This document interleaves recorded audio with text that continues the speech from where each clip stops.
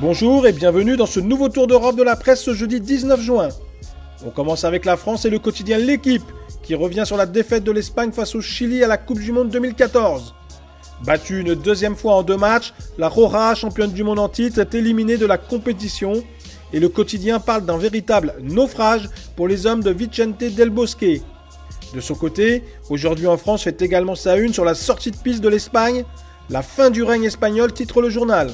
Depuis l'Euro 2008, les coéquipiers d'Andrés Iniesta avaient remporté toutes les compétitions internationales.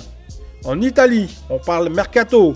Si la Juventus apprécie beaucoup Matteo Darmian, le latéral italien du Torino, le président du club turénois n'est pas du tout chaud à l'idée de se séparer de lui cet été, rapporte Tuttosport. Le Corriere dello Sport révèle de son côté que l'AS Rome aurait approché le Borussia Dortmund pour le latéral polonais Łukasz Piszczek. En Espagne, Marca relate la soirée noire vécue par les Espagnols dominés par le Chili et éliminés prématurément du mondial. Le journal indique que ce fut la fin lamentable de l'époque la plus glorieuse de la Roja, qui restait sur un titre mondial et 2 sacres européens, rappelle le journal. Selon Sport, le FC Barcelone et la Real Sociedad se sont mis d'accord pour l'arrivée de Claudio Bravo, le gardien de but chilien âgé de 31 ans. Celui-ci va s'engager pour les 4 prochaines années et l'indemnité de transfert sera de l'ordre de 12 millions d'euros.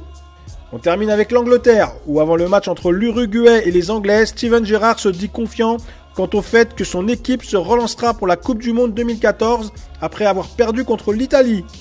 Le milieu de terrain de Liverpool ne veut pas imaginer une seule seconde une élimination de sa sélection. On termine avec le Daily Express qui nous parle de Mario Balotelli, toujours dans le viseur d'Arsenal. Pour attirer l'attaquant italien du Milan AC, les Gunners souhaiteraient lui offrir un salaire hebdomadaire de 225 000 euros. Voilà, ce tour d'Europe de la presse est terminé. En attendant le prochain demain, vous pouvez consulter toutes les infos en temps réel sur topmercato.com ou sur nos chaînes YouTube et Dailymotion. Nos applis pour vos smartphones et tablettes ainsi que nos comptes Facebook et Twitter sont également à votre service. Bonne journée à tous et à demain.